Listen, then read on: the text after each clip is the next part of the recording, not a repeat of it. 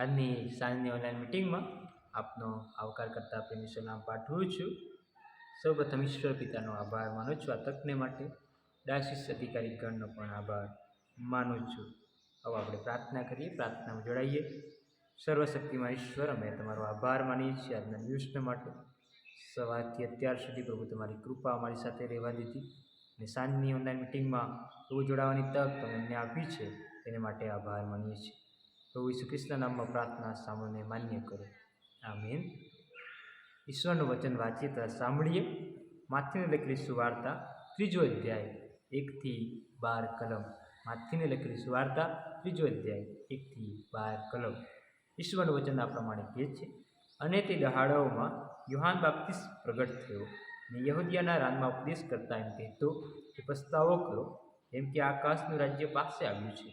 કારણ કે જેના વિશે યશાયા પ્રબોધકે કહ્યું હતું કે રાનમાં પોકારનારની વાણી કે પ્રભુનો માર્ગ તૈયાર કરો, એના રસ્તા સીધા કરો, તે જ છે. અને તે યોહાનના લુગડા ઊંટના રૂવાના હતા, જેની કમરે ચામડાનો પટ્ટો હતો ને કીડો તથા રાની મધ તેનો ખોરાક હતો. ત્યારે યરૂશલેમના તથા યહૂદિયાના તથા યર્દનના આખા પ્રદેશના લોકો તેની પાસે ગયા અને પોતાના પાપ કબૂલ કરીને તેઓ યર્દન નદીમાં તેનાથી બાપ્તિસ્મા પામ્યા.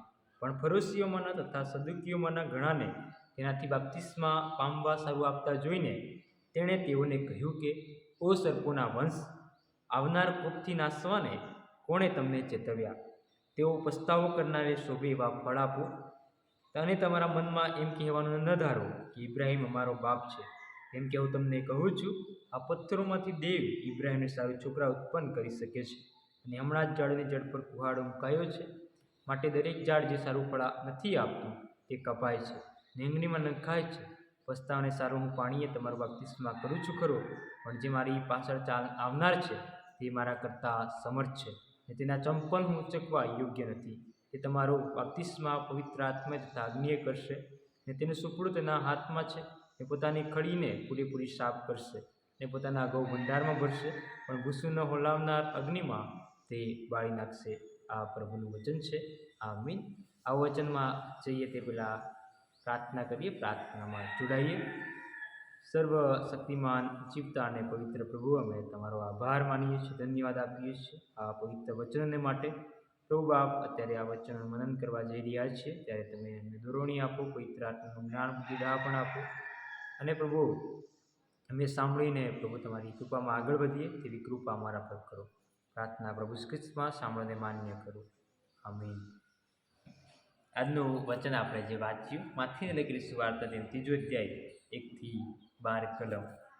વલાઓ પ્રભુ ખ્રિસ્તમાં આ વચન આજે આપણે જે જોવા જઈ રહ્યા છીએ તે એક એવા વ્યક્તિ વિશે છે કે જે પ્રભુ ઈસુ ખ્રિસ્તના આવ્યા પહેલાં એ જન્મ લે છે અને પ્રભુ ઈસુ ખ્રિસ્તના સમયગાળા દરમિયાન પ્રભુ ઈસુ ખ્રિસ્તને માટે માર્ગ તૈયાર કરે છે. આજે આપણે પણ એ માર્ગ તૈયાર કરનારા બનીએ અને કઈ રીતે બની શકીએ એની વાત મને તમે જોવાના છીએ.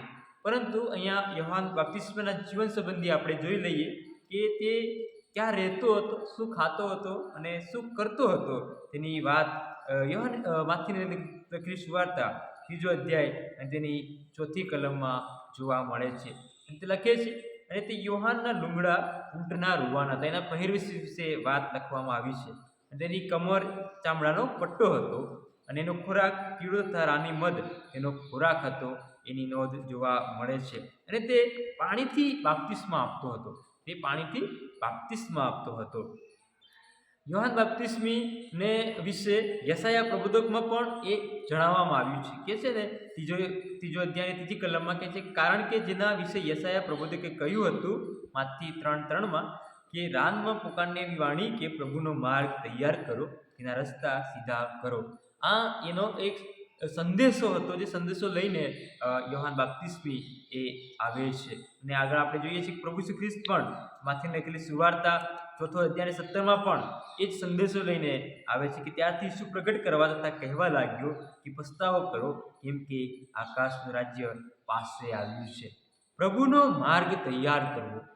ભલાઓ આપણે જોઈએ છીએ કોઈ રાજ દરબારમાં કોઈ રાજા આવે, એ રાજા આવા દરબારમાં આવતો હોય ત્યારે જે હજુરિયા હોય તે પુકાર કરે છે, બૂમ પાડે છે કે સાવધાન, હોશિયાર, કે રાજાધિરાજ પધાર રહે, બાદશાહ પધાર રહે. અને એવી રીતે જ્યારે રાજા દરબારમાં આવે ત્યારે બધા લોકો ઊભા થાય, માન આપે, અને એના માટે રસ્તો એ તૈયાર કરવામાં આવે અને એ રાજાને માન આપવામાં આવતું હતું.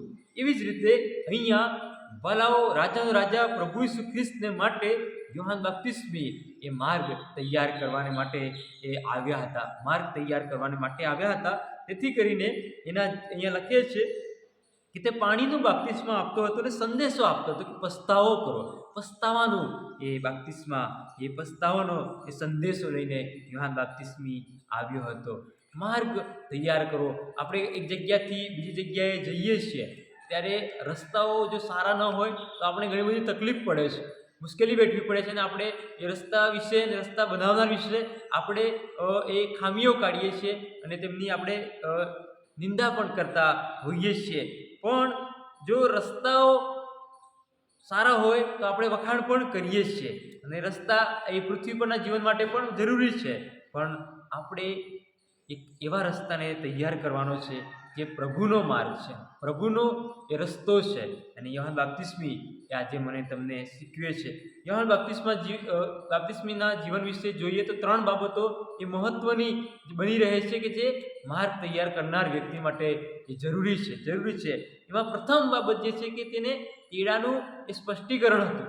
તેડાનું સ્પષ્ટીકરણ હતું એટલે કે જે એને તેડું આપવામાં આવ્યું હતું, એને જે કાર્ય આપવામાં આવ્યું હતું, જે જવાબદારી સોંપવામાં આવી હતી, એના વિશે તે એ માહિતગાર હતો અને સ્પષ્ટ હતો, ચોક્કસ હતો કે મને આ કાર્ય સોંપવામાં આવ્યું છે. આપણે જોઈશું તો લુકની લખેલી સુવાર્તા 1 અધ્યાયમાં એના જન્મની વાત લખવામાં આવી છે, એના માતા પિતા વિશેની વાત લખવામાં આવી છે, અને એ બાળક જન્મશે અને એ કેવો થશે એની વિશેની મા બાપને એ જાણકારી આપવામાં આવી હતી. કે 15મી કલમ પ્રમાણે લુકની લખેલી સુવાર્તા 1 અધ્યાય 15મી કલમ આ પ્રમાણે કહે છે, કેમ કે તે પ્રભુની આગળ મોટો થશે, દ્રાક્ષારસ કે દારૂ તે પીશે નહીં, તે પોતાની માના પેટથી પવિત્ર આત્માએ ભરપૂર થશે, તે ઇઝરાયેલના ઘણા વંશજોને તેઓના દેવ પ્રભુ તરફ ફેરવશે. આ એનું કાર્ય હતું જે એના જન્મ પહેલાં એના મા બાપને જણાવવામાં આવ્યું. અને ઘણી બધી વખત કદાચ મા બાપને જણાવવામાં આવ્યું હોય પણ બાળક કદાચ ના માને, મોટું થઈને ના માને, ના શીખે, ના સમજે અને પોતાની પ્રમાણે કરવાનું વિચારે. પણ અહીંયા યોહાન બાપ્તિસ્મીને જે કાર્યને માટે પસંદ કરવામાં આવ્યું હતું, જે કાર્યને માટે તેને તેડું આપવામાં આવ્યું હતું, એ તેડા સંબંધી એ કાર્યને માટે તે સ્પષ્ટ હતો. તેને ખબર હતી કે મારે આ પૃથ્વી પર જ્યાં સુધી જીવું છું ત્યાં સુધી ઈશ્વરનો માર્ગ તૈયાર કરવાનો છે, ઈશ્વરને માટે માર્ગ તૈયાર કરવાનો છે. ઈશ્વરનો માર્ગ તૈયાર કરવો એટલે કે ઈશ્વરના પાસે એ ભટકી ગયેલા, ખોવાઈ ગયેલા, નાશમાં જનારા, હતાશ, નિરાશ થઈ ગયેલા લોકોને પ્રભુની પાસે લાવવા એ ઈશ્વરનો કાર્ય છે. એટલે કે ઈશ્વરનો માર્ગ તૈયાર કરવો એ બની રહે છે. અને અહીંયા યોહાન બાપ્તિસ્મી આ કાર્યમાં એ વફાદાર જોવા મળે છે, પ્રામાણિક જોવા મળે છે, વિશ્વાસુ જોવા મળે છે કે મને કેવળ પ્રભુનો માર્ગ તૈયાર કરવા માટે આ પૃથ્વી પર એ મોકલવામાં આવ્યો છે. અને પોતે જણાવે છે કે હું તો એ પ્રભુનો કાર્યને માટે પ્રભુનો માર્ગ તૈયાર કરનાર છું. આ પ્રથમ બાબત હોઈ શકે કે જ્યારે હું ને તમે આ પૃથ્વી પર જીવીએ છીએ અને ખ્રિસ્તી મંડળીમાં, ખ્રિસ્તી વિશ્વાસમાં ઉમેરાયા છે, પ્રભુ ઈસુ ખ્રિસ્તનું નામ મેળવ્યું છે, તો આપણી જવાબદારી બને છે કે હું ને તમે પ્રભુના માર્ગ તૈયાર કરનાર બનીએ, પ્રભુનો માર્ગ તૈયાર કરનાર બનીએ. એના માટે મને તમને ખબર હોવી જોઈએ કે મને તમને શા માટે તેડવામાં આવ્યા છે, કયું કાર્ય સોંપવામાં આવ્યું છે. અને જો એ કાર્ય સોંપવામાં આવ્યું છે તો એ કાર્યની સભાનતા અથવા કાર્યની સ્પષ્ટતા શું મને અને તમને છે? એ કાર્યની સભાનતા, કાર્યની સ્પષ્ટતા શું મને અને તમને છે? એ યોહાન બાપ્તિસ્મીને એની સભાનતા હતી કે મને પ્રભુના માર્ગને તૈયાર કરવાને માટે મોકલવામાં આવ્યું છે. આ પ્રથમ બાબત છે કે યોહાન બાપ્તિસ્મીને એ માર્ગ તૈયાર કરનાર તરીકે એ આપણે ઓળખીએ છીએ કે જેમાં એને તેડાની સ્પષ્ટતા હતી, કાર્યની સભાનતા હતી, એનો ચોક્કસ એને હેતુ એને યાદ હતો કે જે કાર્ય એના માતા પિતાને કહેવામાં આવ્યું હતું કે બાળક ઘણા ઇઝરાયેલને તરફ ફેરવશે, પ્રભુ તરફ ફેરવશે અને એલિયાનો આત્મા તથા પરાક્રમી તેની આગળ ચાલશે એ માટે કે તે બાપુના મન છોકરા તરફ તથા ન માનનારાઓને ન્યાયોના જ્ઞાન પ્રમાણે કોમ તૈયાર કરે. પ્રભુનો માર્ગ તૈયાર કરવો, લોકોને તૈયાર કરવા, મંડળીને તૈયાર કરવી અને પ્રભુ જ્યારે આવે ત્યારે મંડળીને એ તૈયાર કરેલી જુએ એ કાર્ય મને અને તમને એ સોંપવામાં આવ્યું છે. મને અને તમને એ કાર્ય સોંપવામાં આવ્યું છે. એના માટે પ્રથમ બાબત એ હોવી જોઈએ કે શું મને એ પ્રભુના કાર્ય વિશેની સભાનતા, પ્રભુએ જે મને કાર્ય આપ્યું છે. આપણે વાલાઓ વાંચીએ છીએ કે નાનામાં એ કાર્યમાં જ્યારે વિશ્વાસુ માલુમ પડીશું તો ઘણા પર આપણને ઠરાવવામાં આવશે. પૃથ્વી પર આપણને દરેક જે જીવે છે એ બધાને, મને ને તમને કોઈક ને કોઈક કાર્યસર, હેતુસર એ આ પૃથ્વી પર જન્મ આપવામાં આવ્યો છે. અને ખ્રિસ્તી મંડળીમાં છીએ તો આપણું એક પ્રથમ કાર્ય છે કે આપણે પ્રભુનો માર્ગ તૈયાર કરીએ, પ્રભુના લોકોને તૈયાર કરીએ. જે ખોવાઈ ગયેલા છે, ભટકી ગયેલા છે, નાશમાં જનારા છે, તેઓને આપણે પ્રભુની પાસે લાવીએ, પ્રભુ તરફ ફેરવીએ. એ આપણું પ્રથમ કાર્ય છે. તેના માટે આપણે કાર્યની સભાનતા હોવી જરૂરી છે. શા માટે હું આ પૃથ્વી પર છું, શા માટે આ પૃથ્વી પર મને મોકલવામાં આવ્યો છે, એ બાબત મને તમને ખબર હોવી જોઈએ. જો ખબર હોતી નથી તો આપણે કાર્ય કઈ રીતે કરી શકીશું? જો મને જાણ જ નથી હું શા માટે અહીંયા છું તો આપણે એ કાર્યમાં જોડાઈશું નહીં. પણ યોહાન બાપ્તિસ્મીને એના વિશેની સભાનતા હતી. પ્રભુનો માર્ગ તૈયાર કરવો, એના માટે કાર્યની સભાનતા હોવી જરૂરી છે, તેડાની સ્પષ્ટતા હોવી જરૂરી છે. એ યોહાન બાપ્તિસ્મા પ્રથમ બાબત જોવા મળે છે. ત્યારબાદ જે બીજી બાબત હતી તે સાચાને સાચું કહેવું અને ખોટાને ખોટું કહેવું. જે અન્યાય કરે છે, જે દુષ્ટતા કરે છે, તેઓને ઠપકો આપવો, તેમને ચેતવણી આપવી, એ યોહાન બાપ્તિસ્મી એ હિંમતથી કહેતો હતો. એટલે કે બીજી બાબત તે હિંમતથી બોલનાર હતો. પ્રભુની વાત, પ્રભુનો સંદેશો, પ્રભુનું વચન હિંમતથી કહેનારો હતો. વાલા આપણે જાણીએ છીએ એ હેરોદ રાજા જ્યારે હેરોદિયાને રાખે છે ત્યારે આપણે જાણીએ છીએ માથીને લખેલી સુવાર્તા એના 14મા અધ્યાયમાં આ બાબત એ આપણને જોવા મળે છે કે યોહાન બાપ્તિસ્મી એ હેરોદ રાજાને ઠપકો આપે છે.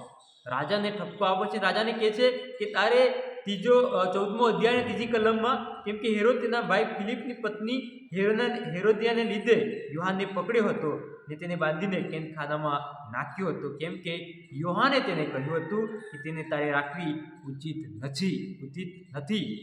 ભલાઓ આ એક બાબત છે. પ્રભુનો માર્ગ તૈયાર કરવો હોય ત્યાં આપણી પાસે હિંમતથી બોલવાની તાકાત હોવી જોઈએ. અમુક બાબતો ચલાવી લઈશું, સમાધાન કરી લઈએ અને આપણે સંખ્યા જતી ના રહે એના માટે, લોકોને ખોટું ના લાગે એના માટે, લોકોને ઈશ્વરથી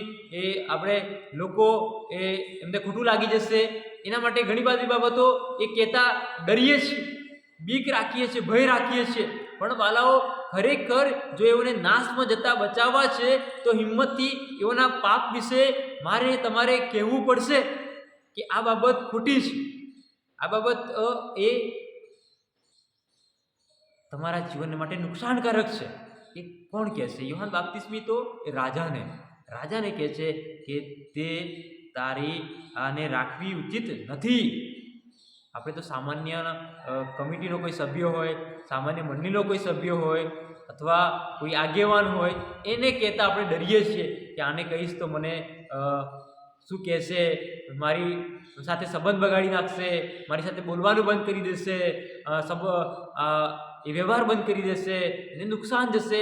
એના માટે ઘણી બધી વખતે આપણે જાણતા હોઈએ છીએ એના પાપ વિશે, એમના જીવન વિશે આપણે જાણવા છતાં પણ આપણે તેઓને એના વિશે ઉજાગર કરતા નથી, તેઓને ચેતવતા નથી. પણ વાલાઓ હિજકીયલના પુસ્તકમાં કહે છે કે આપણે તેના વિશે તેને ચેતવણી આપીએ, નહીં તો એના રક્તનો બદલો મારીને તમારી પાસે લેવામાં આવશે, એનો હિસાબ લેવામાં આવશે. વાલાઓ યોહાન બાપ્તિસ્મી હિંમતથી બોલનાર હતો અને આપણે જાણીએ છીએ કે જે હિંમતથી બોલે છે ત્યારે એનું પરિણામ પણ યોહાન બાપ્તિસ્મી ભોગવે છે. અને તેના માથું કપાવી નાખવામાં આવે છે. પણ ખરેખર ખ્રિસ્તની સેવામાં જ્યારે જોડાયા છીએ, આપણે તેડાની સ્પર્શતા છે, આપણને કાર્યની સભાનતા છે અને આપણે પ્રભુનો માર્ગ તૈયાર કરવા માટે આ પૃથ્વી પર આવ્યા છીએ, તો આપણે હિંમતથી બોલવું પણ પડશે. આજે દેશમાં, આપણી આજુબાજુ, આપણી મંડળીમાં, આપણા સમાજમાં એવી ઘણી બધી બાબતો બનતી હોય છે, પણ આપણે કહેતા ડરીએ છીએ. આપણે એના વિશે વાત કરતા ડરીએ છીએ. એના વિશે એમાંથી એ લોકોને છોડાવવાને માટે, લોકોને ફરવાને માટે કે તેઓ એ પાપમાંથી બહાર નીકળી આવે, એ પાપને છોડી દે અથવા એમાંથી એ દુષ્ટતાનો ત્યાગ કરે, એ કહેતા આપણે ડરીએ છીએ, બીએ છીએ. વાલાઓ, યુહાન બાપ્તિસ્મી આજે મને તમને શીખવે છે કે હિંમતથી બોલવું, કાર્યની સભાનતા, તેડાની સ્પષ્ટતા હશે તો જ હિંમતથી બોલીશું. જો તેડાની સ્પષ્ટતા ન હોય, કાર્યની સભાનતા ન હોય, તો આપણે પણ એ ચલાવી લઈશું. આપણે શું, એના જીવનમાં જે થતું તો થાય, એને જેમ કરતો તેમ કરે. આપણે તો દાન આવવું જોઈએ, આપણે તો સંખ્યા આવવી જોઈએ, આપણે તો દેવળમાં લોકો દેખાવા જોઈએ. એવું કરીને આપણે ચલાવી લઈશું તો વાલાઓ, એ રીતે પ્રભુનો માર્ગ તૈયાર ન થાય. કારણ કે પ્રભુ તો એ લોકોના આત્મા બચાવવાની વાત કરે છે. એ સંખ્યા, એ જથ્થો જરૂરી નથી, એ ગુણવત્તા જરૂરી છે. પણ ગુણવત્તા વગર સંખ્યા ઢગલો હશે તો ભલાઓ એ યોગ્ય નથી.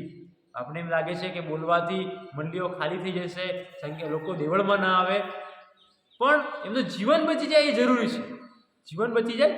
જરૂરી છે. માટે હિંમતથી બોલવું જરૂરી છે. પ્રભુનો માર્ગ તૈયાર કરવા માટે. અહીંયા આપણે જોઈએ છે માથેની લખેલી સુવાર્તા 3 અધ્યાયમાં એ કહે છે 7મી કલમમાં કે પણ ફરોશીઓમાંના તથા સાદુકીઓમાંના ઘણાને તેનાથી બાપ્તિસ્મા પામવા શરૂ આપતા જોઈને તેણે તેઓને કહ્યું, ઓ સર્પોના વંશ, એટલે કે સાપના બાળકો. આવું આપણે આજે કોઈને કહી દઈએ તો આપણે જાણીએ છીએ કે કેવું પરિણામ આવે. પણ આ યુહાન બાપ્તિસ્મી એના વિશે વિચારતો નથી. શું થશે, થવું છે થાય, કઈ બી બાબત બને, પણ એ કહે છે કે ઓ સર્પોના વંશ, આવનાર કોપથી નાસવાને કોણે તમને ચેતવ્યા. આવી કહેવાની હિંમત હોવી જોઈએ, તાકાત હોવી જોઈએ, જીગરો હોવો જોઈએ, એ હૃદય હોવું જોઈએ કે ભાઈ આ કાર્ય ખોટું છે. આપણે જાણીએ જૂના કરારમાં દાઉદને એ નાથાન પ્રબોધક એ વ્યભિચારના પાપ વિશે એ ચેતવે છે કે તે આ કર્યું છે. એ હત્યા વિશે તેના વિશે તેને જણાવે છે. ત્યારે આપણે જાણીએ છીએ કે રાજા એ નમ્ર થઈને એના પાપ વિશે સ્વીકારે છે. એવું નથી કે લોકો નહીં સ્વીકારે, આપણે કહેવાની હિંમત તો રાખવી પડશે. સુવાર્તા પ્રચારનું કાર્ય પણ હિંમતથી કરવું પડશે. આજે સતાવણીના બીકના કારણે આપણે હવે આપણી સુવાર્તા, આપણી મંડળી એ 4 દિવાલો પૂરતી બની ગઈ છે. આપણે રવિવારે ભજન કરી લીધું, ગીતો ગાયા, વચન વાંચ્યું, સાંભળ્યું અને ઘરે જતા રહ્યા, બસ. સુવાર્તા પ્રચારનું કાર્ય વેગવંતું બને એના માટે પણ હિંમતથી બોલવાની તાકાત હોવી જોઈએ. બહાર જઈને પ્રભુના વિશે વાત કહેવાની, પ્રભુના સંદેશાને, પ્રભુના પ્રેમને, પ્રભુના માફીને, વધસ્તંભના એ દુઃખને પ્રભુની આગળ પ્રભુની વાત લોકોની આગળ પ્રગટ કરવાની હિંમત શું આજે મારા અને તમારામાં છે? કે પછી આપણે એટલો સંતોષ માની લઈએ છીએ કે મેં તો પ્રભુને ઓળખું છું, પ્રભુને જાણું છું, બાઇબલ વાંચું છું, પ્રાર્થના કરું છું, બસ મારું જીવન બચી ગયું, મારે બીજાને કહેવાની જરૂર નથી, એમને જે થતું હોય તે થાય. એવી રીતે ઘણા બધા રીતે આપણે જીવન જીવતા હોઈએ છીએ. પણ નહીં વાલાઓ, આપણે હિંમતથી પ્રભુની વાત લોકો આગળ પ્રગટ કરવી પડશે. અને યુહાન બાપ્તિસ્મી એ જ સંદેશો લઈને કે જે પસ્તાવો કરો, કેમ કે આકાશનું રાજ્ય પાસે આવ્યું છે. આ સંદેશો કે એ જોરથી એ લોકોની આગળ પોકારીને કહે છે કે તે પુકારનારની વાણી બૂમ પાડીને લોકોને જણાવતો હતો કે પસ્તાવો કરો. આ છે હિંમતથી બોલવું. અને જે ત્રીજી બાબત છે તે કે જ્યારે તેડાની સ્પષ્ટતા હશે, કાર્યની સભાનતા હશે, સ્પષ્ટીકરણ હશે, ચોક્કસતા હશે અને હિંમતથી બોલવાનું આવડતું હશે તો પછી જે ત્રીજી બાબત યોહાન બાપ્તિસ્માના જીવનમાં એ વ્યક્તિગત જીવનનો નમૂનો આપે છે, તે પોતાને નમ્ર કરે છે, પોતાને નમ્ર કરે છે. તે આપણે જાણીએ છીએ કે એ ઘણા બધા લોકો એ યોહાન બાપ્તિસ્મીને આ જ મસીહ છે, આ જ આવનાર ખ્રિસ્ત છે એમ કરીને તેને રાજા બનાવવા માટે એને ખ્રિસ્ત તરીકે એ સંબોધતા હતા, પણ તે પોતાની જાતને નમ્ર કરે છે, નમાવી લે છે. અને ત્રીજો અધ્યાયને તેની 12મી કલમ આ પ્રમાણે 11મી કલમ આ પ્રમાણે કહે છે, પસ્તાવાને સારે હું પાણી તમારું બાપ્તિસ્મા કરું છું ખરો, પણ જે મારી પાછળ આવનાર છે તે મારા કરતાં સમર્થ છે ને તેના ચંપલ ઉંચકવા યોગ્ય નથી. તે તમારું બાપ્તિસ્મા પવિત્ર આત્માને તથા અગ્નિએ કરશે. હું તેની ચંપલની વાંદરી જે છે કે એ ચંપલ ઉંચકવાને સમર્થ નથી. આટલો બધો એ મહાન પ્રબોધક, એ ઈશ્વરનું વચન પ્રગટ કરનાર પ્રબોધક અને ઈશ્વરના સંદેશાને હિંમતથી બોલનાર એ પ્રબોધક એ જ્યારે પોતાની જાતને નમ્ર કરે છે, કહે છે કે હું તો ચંપલ ઉંચકવા પણ યોગ્ય નથી. ભલાઓ ખ્રિસ્તી વિશ્વાસમાં તેડાની સબળતા, સ્પષ્ટતા અને ચોક્કસતા હશે, હિંમતથી બોલવાની એ તાકાત હશે, પણ જો વ્યક્તિગત જીવનમાં નમ્રતા ન હોય તો પ્રથમ જે બાબતો છે બે એ સફળ થશે નહીં. કારણ કે એક સુવાર્તા તો આપણા જીવનથી પણ લોકો જુએ છે કે જ્યારે વ્યક્તિ નમ્ર બને છે, હંબલ બને છે અને નમી જાય છે અને પ્રભુના પ્રેમ તેમાં દેખાઈ આવે છે, પ્રભુની માફી તેમાં દેખાઈ આવે છે, સેવા દેખાઈ આવે છે, ત્યારે ઘણા બધા લોકો એના જીવનને જોઈને પણ પ્રભુની પાસે આવશે. પ્રભુનો એ દ્વારા પણ માર્ગ તૈયાર થશે. પ્રભુનો માર્ગ તૈયાર કરવાની આ એક બહુ જ સારી બાબત છે કે પોતાના જીવનને નમ્ર બનાવી દે. પ્રભુ શ્રી ખ્રિસ્ત પોતે આપણે જાણીએ છીએ, અત્યારે દુઃખ સપ્તાહના દિવસો આવશે ત્યારે આપણે એ પ્રભુના પગ ધોવાની જે બાબત છે આપણે જોઈએ છીએ કે પોતે ગુરુ હોવા છતાં પણ એ શિષ્યોના પગ ધુએ છે. ગુરુ હોવા છતાં પણ શિષ્યોના પગ ધુએ છે. અને એ કે આપણે એ જ બાબત યોહાન બાપ્તિસ્માના જીવનમાં જોવા મળે છે. બોલાવો કે એ યોહાન બાપ્તિસ્મી એ પોતાને નમ્ર કરે છે કે હું તો તેના ચંપલ ઉંચકવા પણ યોગ્ય નથી. નમ્રતા ખ્રિસ્તી વિશ્વાસમાં અને વ્યક્તિમાં નમ્રતા બહુ જરૂરી છે. એ અભિમાન અને ઘમંડ અને અહંકાર ભરી જીવન એ મને ને તમને પ્રભુનો માર્ગ તૈયાર કરતા અટકાવશે. એ અવરોધરૂપ બનશે, અડચણરૂપ બનશે. કારણ કે વ્યક્તિ જ્યાં સુધી નમ્ર બનતી નથી તો એ પ્રભુના પ્રેમને કઈ રીતે પ્રદર્શિત કરશે, કઈ રીતે બીજા આગળ પ્રગટ કરશે. એટલા માટે એ જ્યારે પ્રભુની વાત લોકોની આગળ લઈ જઈએ છીએ, પ્રભુનો માર્ગ તૈયાર કરવા માટે આપણે જ્યારે જોડાયા છીએ આ પૃથ્વી પર અને એ તેડાની સ્પષ્ટતા સાથે આપણે આગળ વધી રહ્યા છીએ, હિંમતથી બોલી રહ્યા છીએ, ત્યારે આપણા જીવનમાં પણ નમ્રતા હોય, આપણું જીવન નમ્ર ભરેલું હોય એ હોવું જરૂરી છે. પ્રભુ શ્રી ખ્રિસ્ત એનો ઉત્તમ નમૂનો છે, ઉત્તમ ઉદાહરણ છે કે પોતે ઈશ્વર હોવા છતાં એ પોતાના શિષ્યોના પગ ધુએ છે. નમ્રજનો એ કહે છે માથેની દીકરી સુવાર્તા તેનો 5મો અધ્યાય અને તેના 5મી કલમ આ પ્રમાણે છે કે જેઓ નમ્ર છે તેઓને ધન્ય છે કેમ કે તેઓ પૃથ્વીનું વતન પામશે. જેઓ નમ્ર છે તેઓને ધન્ય છે કેમ કે તેઓ પૃથ્વીનું વતન પામશે. અને યાકૂબના પત્રમાં એ નમ્ર વ્યક્તિ વિશે, નમ્ર એ લોકો વિશે લખવામાં આવ્યું છે. તે પ્રમાણે યાકૂબનો એ પત્ર તેનો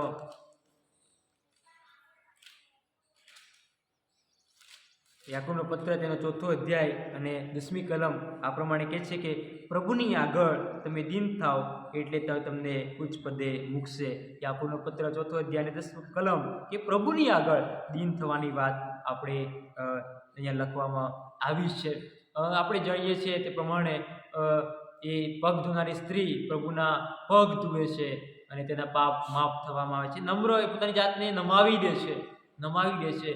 હું કંઈક છું, હું મારા થકી જ આ થશે અને હું જ પ્રભુની વાત પ્રગટ કરું છું માટે મહાન છું, પ્રભુનો સંદેશો, પ્રભુનું વાત લોકોની આગળ લઈ જાઉં છું અને મંડળીમાં કાર્ય કરું છું, મંડળીમાં સેવા આપું છું અને લાંબા વર્ષથી સેવા આપું છું, માટે મારા સિવાય આ કાર્ય કોઈ કરી ના શકે. એ બધું જ્યારે આપણે કરીએ છીએ એ ઘમંડ છે, એ અહંકાર છે. પણ આ મહાન વ્યક્તિ, આ યોહાન બાપ્તિસ્મી, એ પ્રભુનો જે માર્ગ તૈયાર કરવા માટે આવ્યો હતો તે શીખવે છે કે નમ્ર હોવું પણ જરૂરી છે. પ્રભુનો માર્ગ તૈયાર કરવા માટે એ જે 3 બાબતો આપણે જોઈ એ તેડાની સ્પષ્ટતા, કાર્યની સભાનતા અને એ હિંમતથી બોલનાર અને નમ્ર જીવન જીવી બતાવનાર, નમ્ર જીવન બતાવનાર. ભલાઓ, જો આપણે આ પૃથ્વી પર આજના સમયમાં પ્રભુનો માર્ગ તૈયાર કરવો છે, પ્રભુનો માર્ગ તૈયાર કરવો છે, પ્રભુના લોકોને એ પ્રભુની પાસે લાવવા છે, જે ભટકી ગયેલા છે, ખોવાયેલા છે, હતાશ નિરાશ છે, વિશ્વાસમાં ગુમાઈ બેઠા છે, એ બધાને પ્રભુની પાસે લાવવું છે, તો પ્રભુના જીવનને અનુસરવું પડશે, પ્રભુ ઈસુ ખ્રિસ્તને અનુસરવું પડશે, પ્રભુ ઈસુ ખ્રિસ્તને અનુસરવું પડશે. કે પ્રભુ ઈસુ ખ્રિસ્તનો માર્ગ તૈયાર કરવો છે, તો આપણે પ્રથમ તો શા માટે આ પૃથ્વી પર છીએ, શા માટે મને તમને તેડવામાં આવ્યા છે, શા માટે મને તમને આ પૃથ્વી પર જન્મ આપવામાં આવ્યો છે, એની સભાનતા હોવી જરૂરી છે. પ્રથમ બાબત તેડાની સભાનતા એ હોવી જરૂરી છે. બીજી બાબત, તેડાની સભાનતા જો જરૂરી આપણે છે, તો લોકોની આગળ હિંમતથી એ પ્રભુની વાત કહેવી, હિંમતથી સુવાર્તા પ્રગટ કરવી, હિંમતથી એ ખોટાને ખોટું કહેવું અને સાચાને સાચું કહેવું, એ અન્યાય કરનારને એ કહેવું કે તું આ વાત ખોટી છે, એ જરૂરી છે.